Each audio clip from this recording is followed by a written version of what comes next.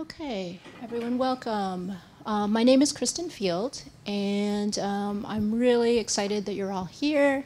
This is part of Climate Week, and this is actually the first event that is enabled by a new Penn's Environmental Innovations Initiative research community on extreme heat, extreme urban heat.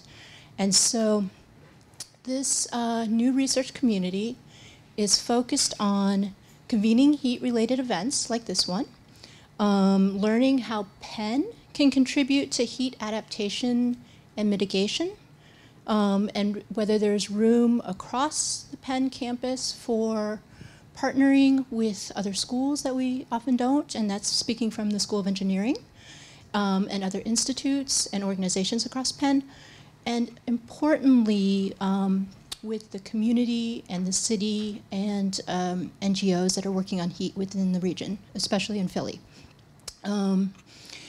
For us in engineering, it's really important to see, too, whether there's room for engineering students and faculty who have particular interests in research that might be able to work on heat issues.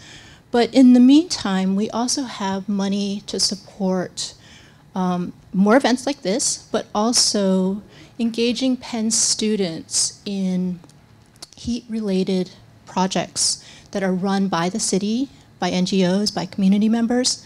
And so if you have any projects that might be appropriate for Penn student engagement, again, we have funding for this, please let us know, and we can talk further. We would love to talk to people who are doing things around heat right now. And then I would like to acknowledge our faculty lead, Dr. Russ Composto, who's in material science. I would like to acknowledge our main partnering Penn organization for this particular research community, and that is the Penn Institute for Urban Research. And we've got some members of them in the audience right now, so thank you for coming. I also wanted to promote another heat-related event, which is coming up on Friday as part of Climate Week, and that is primarily led by Penn IUR, and that is one of their fellows, Mauricio Rodas, who was the former mayor of Quito, Ecuador, will be leading a panel on global heat issues and the role of cities. And that's a Zoom only. We invite you. We hope you will attend that if you have a chance. But today, here we are, focused locally, and really excited to have Richard Johnson, a local organizer with the Academy of Natural Sciences of Drexel University, and he is the director of community science there, and Meeka Outlaw, who is a community organizer and leader, and she is the founder of the Grays Ferry-based neighborhood residents organized for advocacy and direction. And so they're going to talk about a campaign, a NOAA-funded campaign that was run this summer on mapping heat and air quality. So, Richard. Thanks so much, Kristen. Thank you all. Thank you for having us. So happy to be here. I'm Richard. I'm Meeka. So I'm the organizer portion of your presenters, and Meeka is your community organizer, community leader portion. So yes, as Kristen said, we're going to be talking about a project that we were both involved in this summer called the Philadelphia Urban Heat and Air Quality Mapping Campaign. So, thank you. Mm-hmm. So just to give you a big picture overview of what we're going to be talking about for the next 30, 40 minutes is give you a little bit about project background, talk about the environmental justice considerations, how the campaign was designed, nerd out a little bit about the specifics if we want. I know we have a variety of people in the audience that might want more or less detail, but there will be a Q&A at the end as well. A little bit about the community participation we were able to achieve. Okay. You want to whatever's good for you. And then plans for the results. So unfortunately, I would love to tell you the results of the campaign today, but we're still waiting from NOAA to get all the information back. So I can tell you about what we plan to do with the results and give you some examples. So we can brainstorm how we can kind of hit the ground running once the results are in, but I can't actually share the results of the campaign. All right, so here we are, Penn Climate Week. So what does this have to do with climate change? I'm pretty sure a lot of you are familiar with the urban heat island effect. Since it is getting hotter, that is particularly a problem in our cities because the things we build cities out of are particularly good at absorbing and holding on to heat, much more so than the surrounding areas. So if you've ever been barefoot on a hot day and jumped into the grass from the sidewalk, that's kind of what it is. So we know that cities are hotter than the surroundings. We know that it is getting hotter in general because of climate change. So next slide. Okay. Sorry, thank you. That's okay. So NOAA, the National Oceanic and Atmospheric Association, funds cities to do a study of urban heat. They've been doing them since 2017, and in black you can see all the cities that were prior to 2022. And the purple ones, including Philly up there, was part of the 2022 cohort to map urban heat in those cities. And so this year, Philly was one of 16 cities that participated in the campaign. And we were only one of 2 cities that involved air quality monitoring as well. Next slide. Yes, please. So what did we do? What did we actually go out and do? Well, keep in mind, I'll go into a little bit more detail in a moment, but big picture, keep in mind this is citywide, so we're mapping the entire city. It's one day, so we went out on July 30th and mapped drove the entire city with these car-mounted sensors, and you can see how they're mounted on the vehicle there. So we were doing that, going out around the whole city with these sensors. And next slide, please, Meeka. What you get is a snapshot of air quality and heat on that day. And so this is an example of a campaign out of the Boston area called Wicked Hot Mystic, which is mapping the Boston, the Mystic River watershed. And you can see this snapshot of the day that they went out. The purple is the air quality information, and the red is the heat information. So this is how it sort of gets visualized. All right. Next slide, please. So, and then the overall goal of the campaign that we aimed for from the outset was we wanted to raise understanding of communities' experience with heat and air pollution and explore equitable solutions to these issues. And so on that, I'm going to turn it over to Meeka, and I'll do her slides for her, to talk a little bit about environmental justice considerations. Okay. Good morning, everybody. Can everybody hear me? Yeah. Okay. So, I live in Grace Ferry community. I've lived there all of my life. So I'm 43 years old.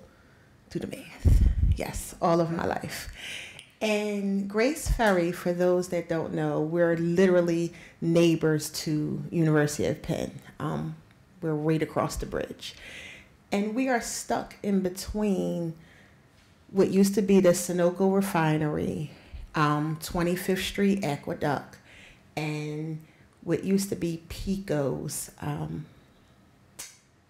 electrical plant. And for years, that neighborhood people were dying of cancer. Penn actually did a study a few years ago that showed that people in Grace Ferry compared to all over Philadelphia, more people had asthma or cancer in Grace Ferry compared to other areas. And this article about the tire fire, when Richard sent me this article, I remember that night. I remember that night so well. I remember smelling a smell that I just did not like, and it was outside, it was in my house, it was everywhere. What I didn't know was how dangerous it was for me to be inhaling this. And no alert was, I didn't even know that there was an alert system. So reading through the article, I found out the author said that there is actually a system where you can call and that it alerts you to let you know different things that's going on. But the average person doesn't know about it because I didn't know about it. I found out it was a tire fire just from hearing from different people. And I didn't know how dangerous it was to be inhaling this. And then I'm thinking about everybody that was still outside in it. And the only reason why I went in the house was because I just didn't want to smell it. You know, so doing this project, it's allowing a couple of things to come full circle for me. When I was younger, my mother used to take us to Sesame Place, and she wouldn't drive. We would always catch the 12 to the sub to the L, get off at Bridge and Pratt, and then catch whatever bus took you out to Sesame Place. And I would always say when we were coming back, Mom, it's cold out here. But then as soon as we hit Philadelphia, it got hot. And the air got thicker, for lack of a better word. And I never understood that until I did this project. And, you know, it's kind of sad because you grow up thinking that it's normal, but not realizing that it's not normal for your air to feel thicker or for you to live in a city that's hotter and a few blocks away is cooler. So, and the other thing I would want to say, look, I had some notes. So the Sunoco refinery had this fire I could see from my backyard. And I would always tell my mom, Mom, look at the fire, isn't it nice? And she would have this sad smile on her face like, okay, Meeka. And then the other facility that was on Grace Ferry Avenue, every once in a while it would release all this white smoke. And I would say, Mom, look at all that white smoke, isn't it nice? And she would still have that same sad smile on her face. And again, not understanding what she knew was we were, not to sound so dramatic, but slowly being killed. But as a child, I didn't know that this was just beautiful stuff to me. And now I have kids of my own. And I have my oldest son, what I've realized, because of the different climate, he has never truly experienced a real snowstorm. He's had snow, but not the kind where you can jump off the top step and fall deep dive into snow. He's never experienced that. And I think the last time I experienced that type of snow in Philadelphia was possibly the blizzard of '96. I think that was the last time that Philly has really had a true snowstorm. And I'm trying to think what else. When it comes to climate change and different things like this, the city has never been one to help poorer neighborhoods. And poor doesn't necessarily always mean a black and white thing. It really has become a class thing, the have and the have-nots, because Grace Ferry is made up of African Americans, a lot of Irish, some Asians, and some Hispanic people. And over the years, we've seen where, I'll give you an example. So on Grace Ferry Avenue, behind the supermarket, but where the Chase Bank is, there was a recycling plant called Stone Mountain Recycling. I believe it's still there. Prior to the gentrification, everybody saw everything that was being recycled back there. Like, you just would see the heaps and mounds of trash that was back there. And every once in a while, you would have these different smells that were coming out from over there. It wasn't until the actual gentrification started that it was like little subtle changes that were made. They put a fence up and they put like these plastic strips through the fence to block everybody so everybody else wouldn't have to see what people in Grace Ferry saw for a very long time. So, you know, and the city has never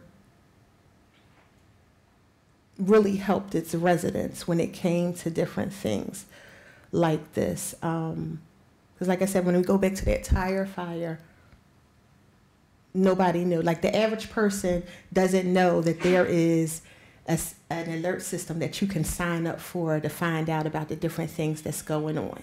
You know, that's great to know now, but it's like, how do you get that word out to people?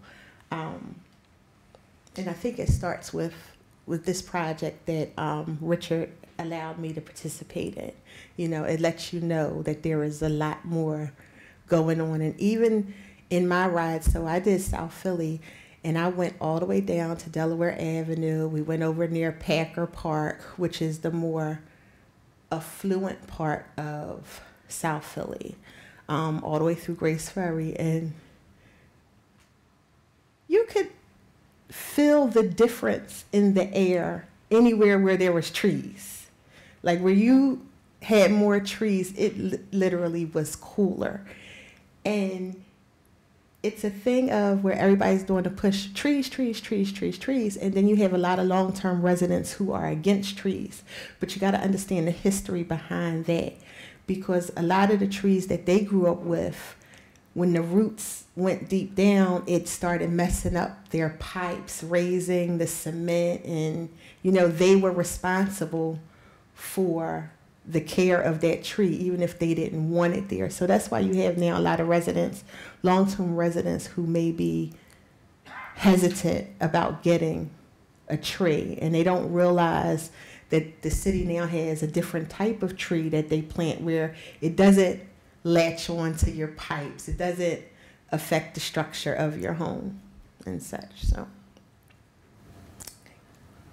I think Meeka's comments just speak to how this is unique in that it is a community science project. And so having Meeka's perspective and knowledge and the community knowledge was such a huge value for this project. And she says I allowed her to participate, but really, I mean, I feel the same way.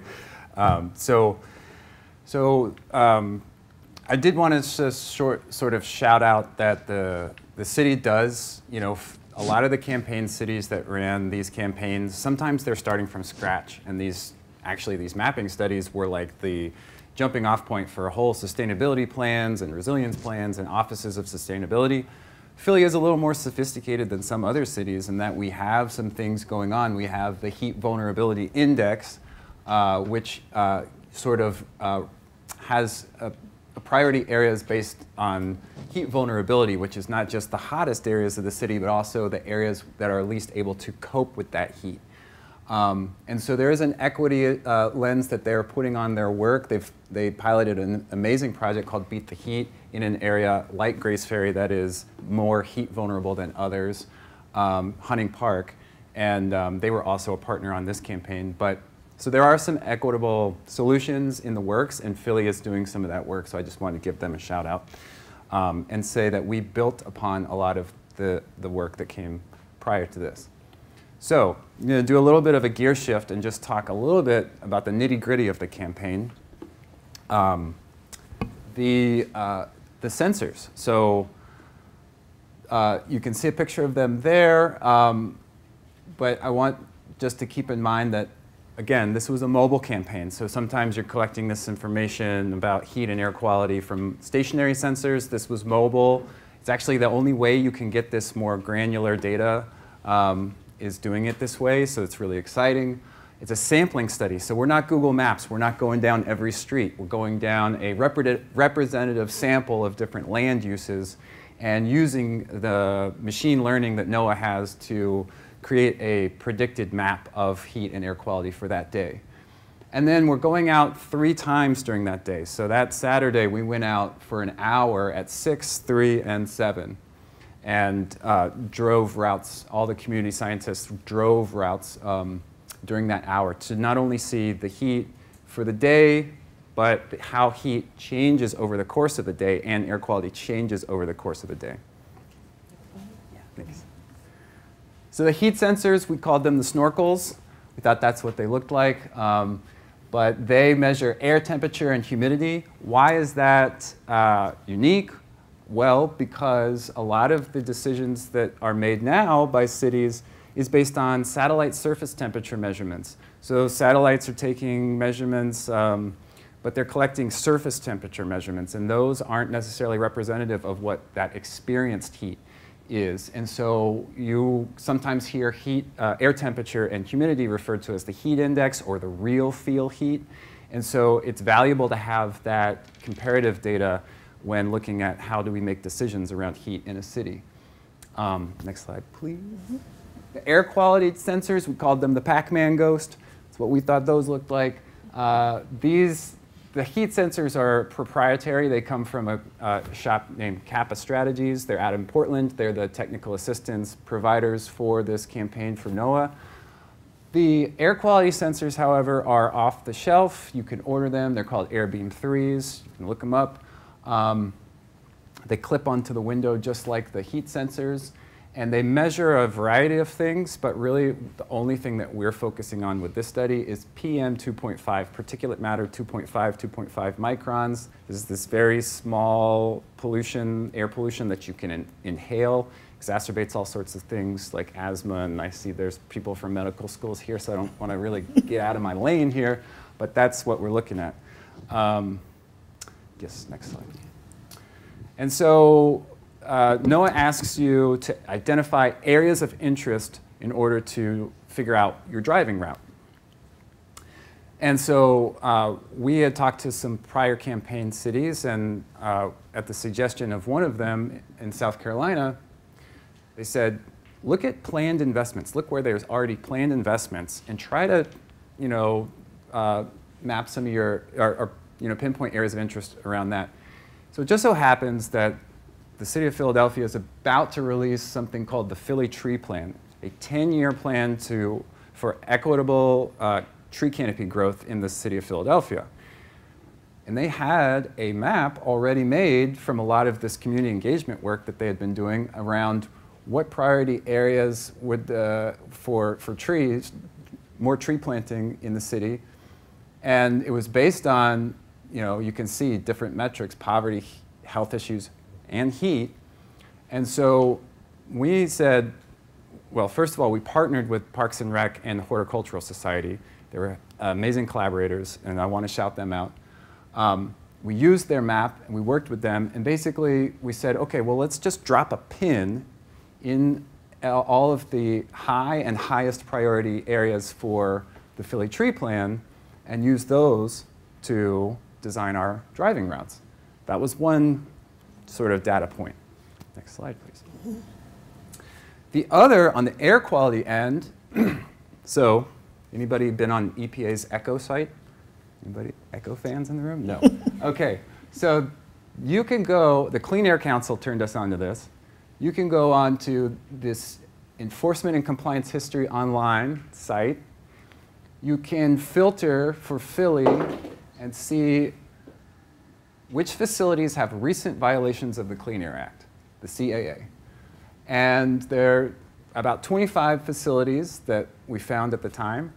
And Clean Air Council said, that's going to be a good representative sample of where some air quality issues might be happening. It's going to tend to be more industrialized, so you're on the right track if you drop a pin in those areas. So we did dropped a pin in all of those areas as well. Next slide, please. And then we rounded that out with some additional criteria. We wanted to look at busy roads because we knew that air pollution might be an issue around those, so like Roosevelt Boulevard, I-95, stuff like that. And those we just eyeballed looking at a map. NOAA also needs you to have a diversity of land use. So we were kind of hitting, we knew we were trying to hit maybe the areas with the most challenges around urban heat and air quality, but we also wanted to sort of balance that with more parks, green spaces, water, stuff like that. And then the community vetting, which was, and again, one of the unique attributes of this community science project. Once we sort of had that data-driven route planned, we asked the community, does this look right? Are there other additional areas that are of concern for you? And we tailored things based on that as well, which you can see in a second. So all in all, this is a little bit of like hard to take in visually, but these blue lines, right? These blue lines. Oh yeah, I'm not supposed to point. Sorry, gotta use my laser. I'm gonna be good. These blue lines are the driving routes. So each one was supposed to take about an hour.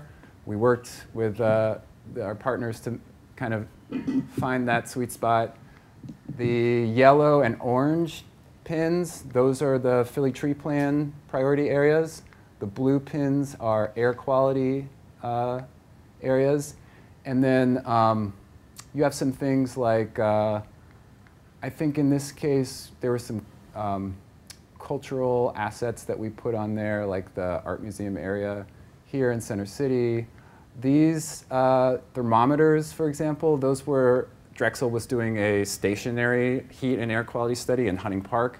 And so we co-located with them to sort of compare data for that day. And some of the blue and orange and yellow spots are also that community input. We added additional spots. So all in all, you've got sort of the southern portion of the city and the northern portion of the city, and you can kind of see. The grayed out areas, just in case you're curious, those were sort of, this is all sort of highly industrial, inaccessible. And then NOAA funds you to do actually 100 square miles of roughly what is 140 square miles of the city. And so we focused on the most heat vulnerable areas and sort of went out as far as we could go in both directions, headed north. So next slide. So community participation. You saw the design of the study. I want to talk a little bit about the community participation aspect. Okay. And Meeka will jump in here in a second, but I just wanted to say that you know, we had 50 participants in total who went out and drove routes for us that day.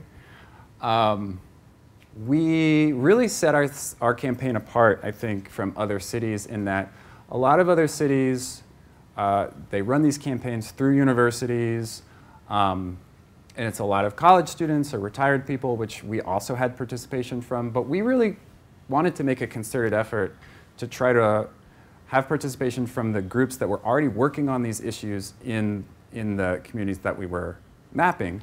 And that was a little bit harder to do, I think, but in the end, I think it was the right thing to do, and I think we were pretty successful. So we had community groups that we were able to identify. For example, I mentioned that the Pennsylvania Horticultural Society was a partner of ours. Well, they have a group called the Tree Tenders who go out and plant trees in neighborhoods, in their neighborhoods. And so we actually sort of worked through them to invite tree tenders groups to participate in the campaign. So we knew they were working on these issues in their communities. And then we worked through other partners. You know, Meeka and I kind of came together through a joint sort of acquaintance. And so we worked through partnerships that we have at the Academy of Natural Sciences and different things. But basically, I think 7 out of the 10 routes were driven by community groups who were working in the communities where they were mapping. So that was really great. And the shared ownership piece is, I think, is important because we're not just getting data from satellites, right? The only way you can collect this data is to go out and do this kind of mobile campaign. And it's one day, it's like an event. and it generates a lot of energy, a lot of awareness, a lot of excitement from on the part of the participants, I think. Meeka can let me know. But it's that and then we have shared ownership of the data. So we're not, this will all be open source. We're going to be disseminating it publicly once it's available with our community partners. And I think that's a unique aspect of how this data will, people will be able to access this data moving forward. So this is some of the participants from different areas. You may know Drew Anderson, watched Fox 29. He's the meteorologist. He did a ride-along that day with a community group up in Hunting Park named Esperanza. But this is just a sampling. And these are Drexel students, Academy Museum members, staff. So it was a huge amount of participation across a lot of different groups. And I just want to say I'm very appreciative to everyone. And then I'm going to let Meeka talk a little bit about how it was that day of the campaign. So that day of the campaign, I had the morning shift, the 6 to 7, with my 13-year-old. So for me to be a teacher, I am not a morning person.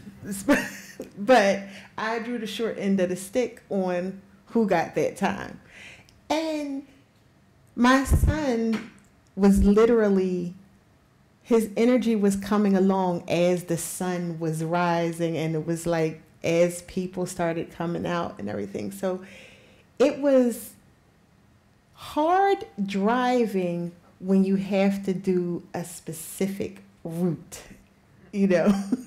And at one point we were blocked off because one part of the route actually needed us to go through Citizens Bank Park, the parking lot, but it was blocked off. So we had to go around. And Richard was very nice and telling us, if you can't go through somewhere, just go around, but make sure you just get back to your route.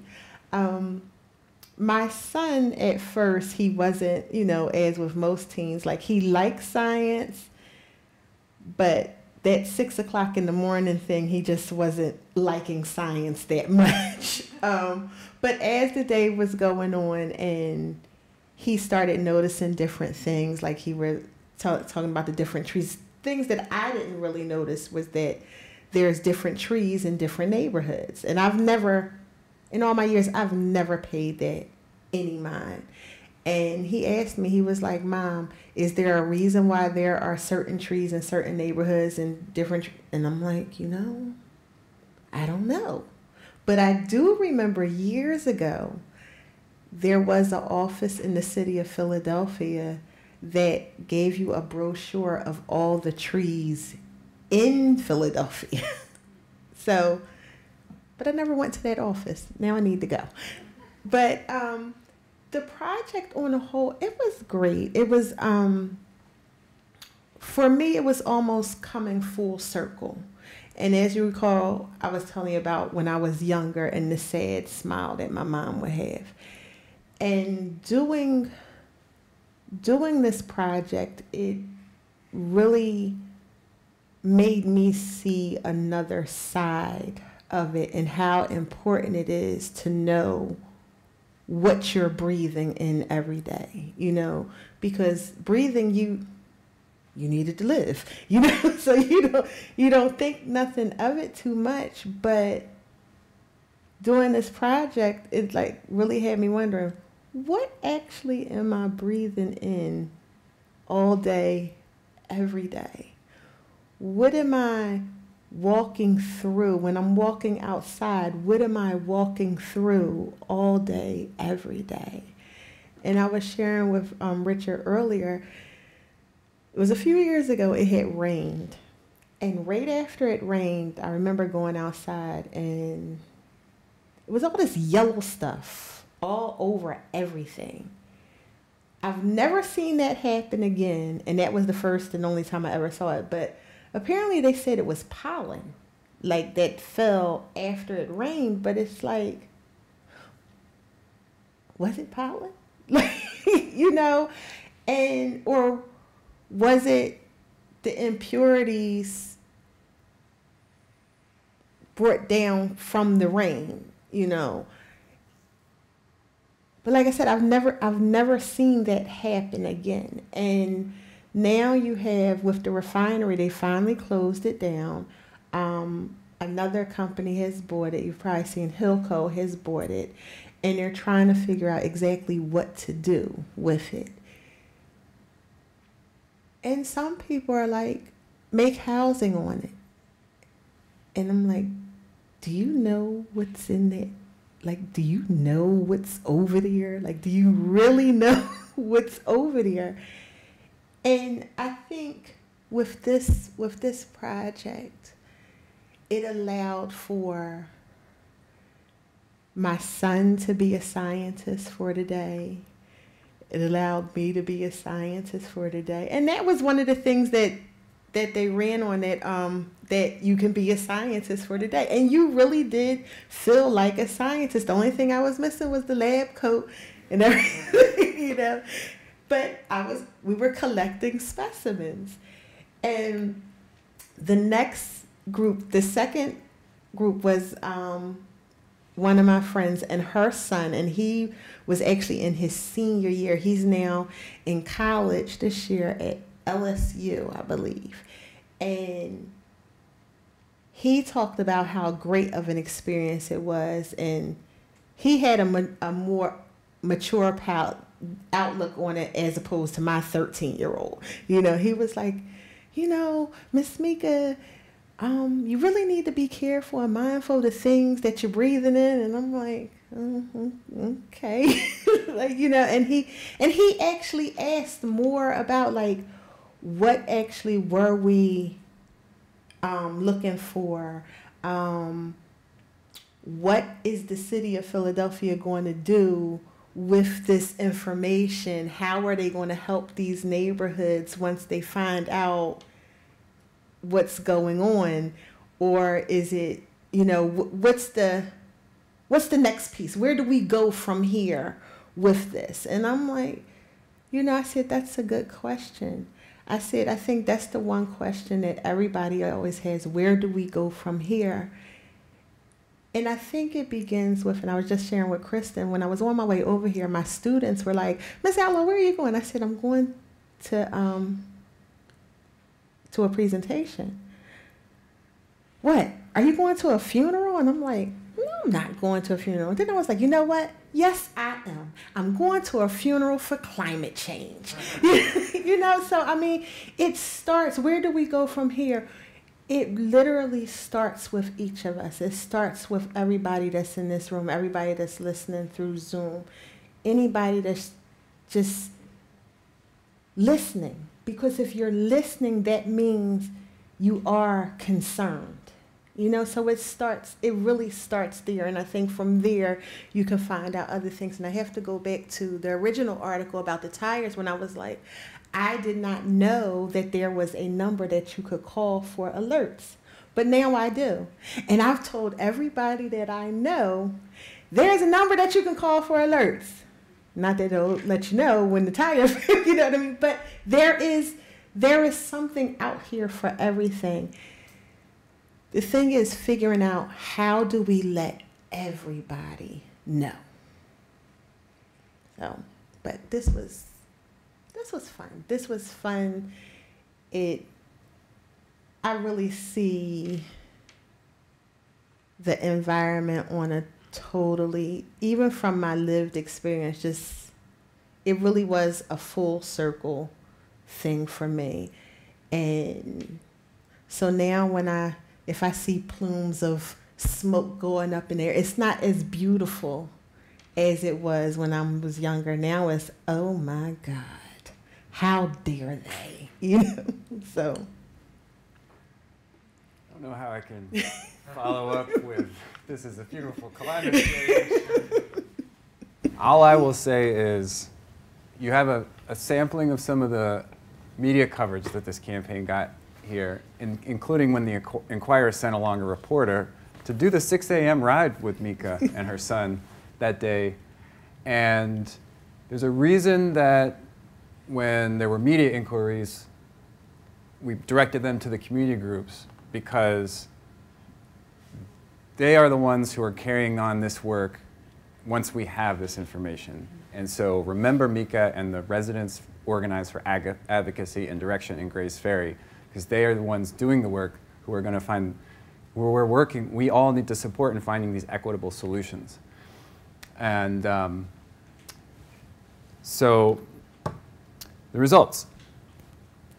A little bit of an anticlimactic moment, but we'll talk about what the results will look like when we have them. So this is just a sample from Charleston, South Carolina. We're gonna get a summary report, and what it's gonna have is these modeled heat maps, and for us eventually air quality maps as well, for those 3 different times, morning, afternoon, and evening, and visualize the data on those heat maps. It's going to have a lot of different information about methodology and temperature, max temperature differential, all that kind of good stuff.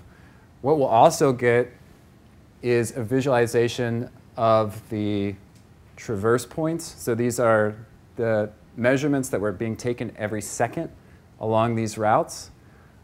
They'll actually visualize and give us those maps as well.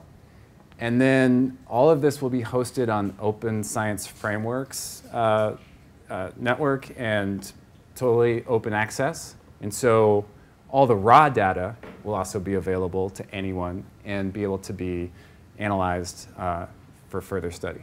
So that's the data that we will be getting within the next month or two, so stay tuned. And then also just from the, just big picture, for me kind of boils down to, once we have these results, priority is to disseminate. So leverage things like the Academy of Natural Sciences and forums like this to disseminate this information, not just and working with community partners. So with community partners and in communities who are impacted by these issues, to advocate for those equitable solutions and also to collaborate. And that is a piece that is a little open-ended right now, because we have this opportunity before the results to come in to keep imagining what any of us in this room and in larger city could do with this information on a collaborative level to use it for its, for the best value. And then, the Philly Tree Plan is coming up. You can see that there's already sort of a more decentralized network of sort of citizen science air monitors that are out there called Purple Air Monitors. And if you go online, you can see the Purple Air monitoring network for Philly. It's growing. Right now there are 10 permanent air management services operated air quality monitors in the city, but this more decentralized citizen science sort of network is also something that we can sort of support with this information as well. And then I was going to let Meeka, do you have any thoughts about what road might be interested in? So what we do is we're like a middleman, if you will, between the community and the city. Like, we try to inform the neighbors about the different things, different help that's available to them. We also work with a lot of other organizations in Grace Ferry. So you have Grace Ferry Community Council, which is one of the oldest organizations in Grace Ferry. You have Residents Action Group. You have South Philadelphia Peace Garden, which was created by my cousin. It's a garden that she made on an abandoned lot. You have Young Chances Foundation that works with children. You have the South Philly Sigma Sharks, which is a local youth football program. And you have Century Club for Boys and Girls. This is another older organization. And this is actually where I got my start with my love of nature. She, Miss Mabel Wilson, had the 4-H club. And you don't really hear too much about that as much no more, but it gave me my first taste or love of nature. So some of the things that we do, we're constantly trying to do block cleanups, like keeping the neighborhood as much as we can clean, letting people know what different programs are out there to help. If they want to get a tree, there is a Grace Ferry Tree Tenders group to let people know that you can get a tree. It's not going to mess up your pipes anymore. You know, it's not going to buckle your pavement. We're also like teaching people if they want to know how to garden, like the South Philly Peace Garden. What they did was they had got a bunch of garden tools and seeds, and people came by and they picked them up. And I think that's when they had partnered with the Horticultural Society, and they're able to give that stuff out to people in the neighborhood. So we try to just, whatever information is available, get it out to people, but also, like I said, try to keep the neighborhood clean. We have, Grace Ferry is unique in that we have 4 parks. We have Vare Recreation Center, which is under construction. We have Lanier, we have Finnegan, and we have Stinger Square. And so we're unique in that sense that we have this public green area. And we also have a lot of lots. Well, we did have a lot of lots. What's happening is there's a lot of development that's happening on these lots. So that green space that the city was talking about in the Philly 2035 plan, where it talked about a lot of green space, urban farming, it's getting less than, because it's like every empty space is now, people are deciding it needs a house, it needs a house, it needs a house.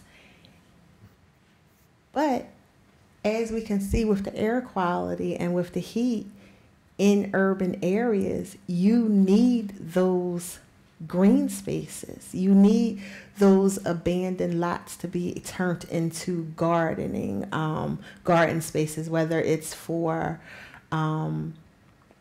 food or just to have a nice place to plant flowers for bees to be able to pollinate. So you need all of this. The problem is, we're finding, is having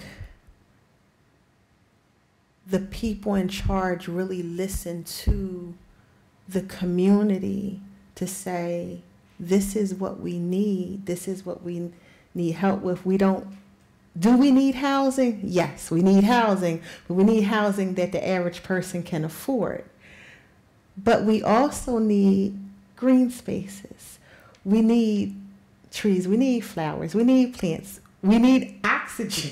You know, these are the things we need. But it's almost like nobody is listening until it's too late. Because like I said, if you remember earlier, I said in Grace Ferry, many, many, many people died from cancer. Because we were surrounded, we still are surrounded by toxicity. You know, and this is where the question, what can we do to help each other? How can we advocate for each other? How can we let people know, you know, it's okay to have a lot. It's okay to have a lot. It doesn't have to be built on, but let somebody put a garden there.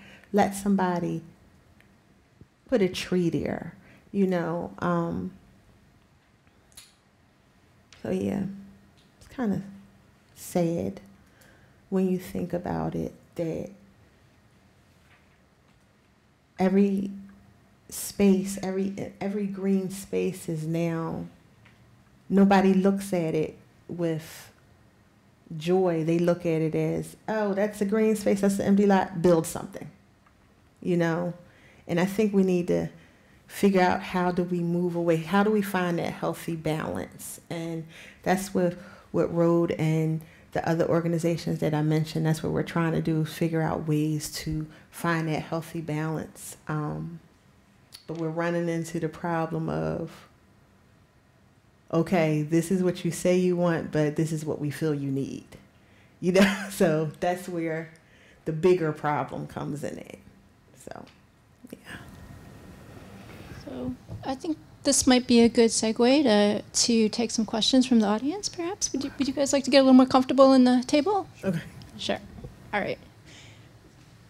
Thank you so much. I mean, this was so informative, so interesting from both perspectives and especially together. So thank you. Questions? And please wait till I get to you with the mic since we're recording. Yeah. Let me walk around the camera here.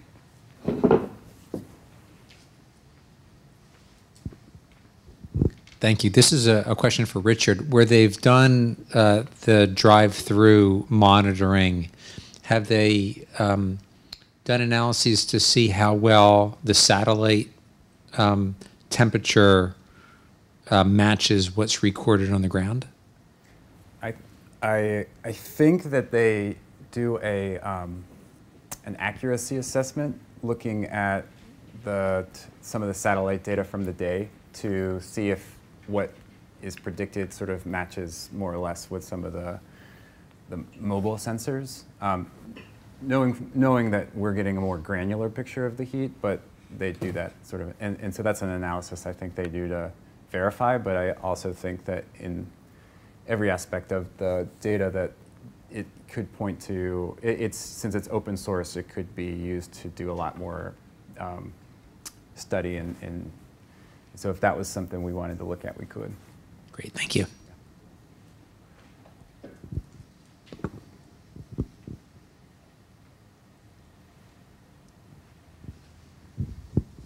I'm wondering about the Philly tree plan, and if they already have like plans on where to plant the trees, or if it's still open to like further data in terms of like where to eventually actually plant.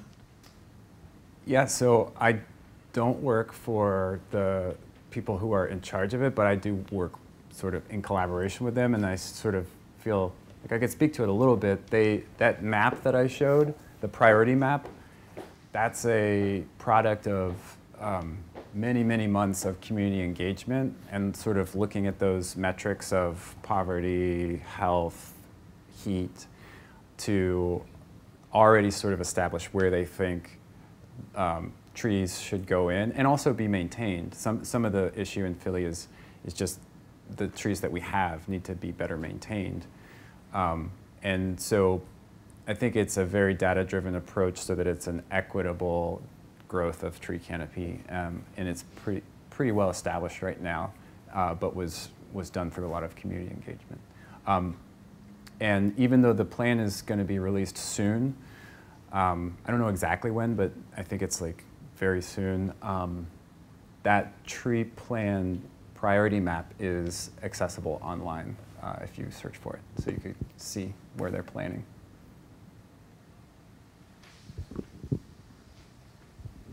Hi, thank you for your presentation. Tree planting seems to be the first remedy that you're looking at to address this urban heat island issue, or are you thinking of further remedies, particularly with regard to the housing stock?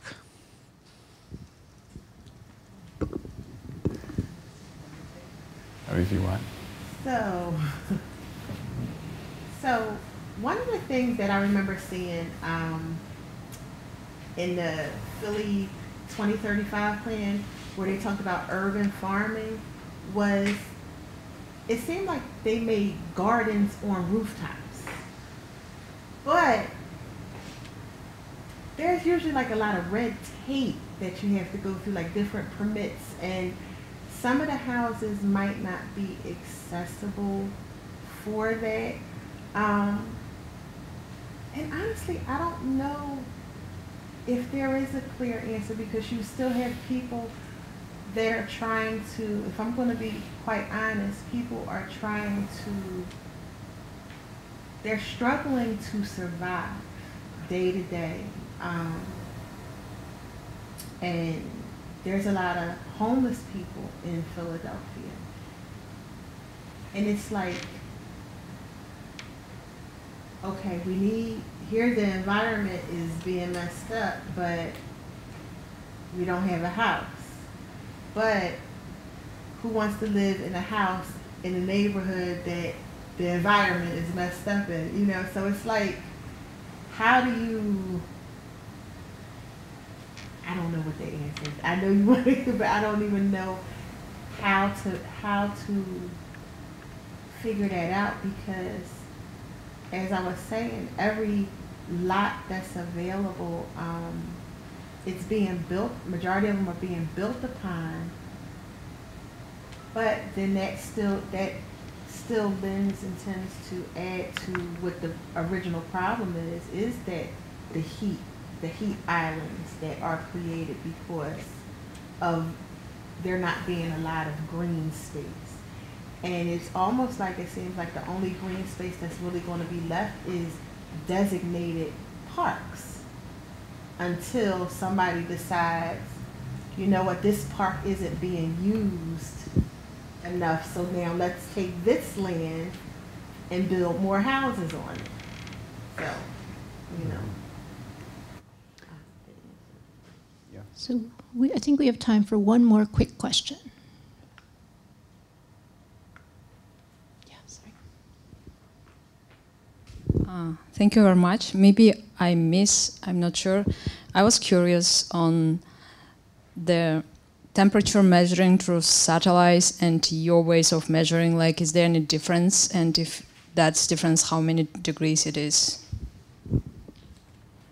The sensors that we were using measured air temperature and humidity, and the satellites are taking surface temperatures. So we don't know how they compare. We would think they're sort of roughly in the same ballpark, but this would be a way of seeing if there are discrepancies.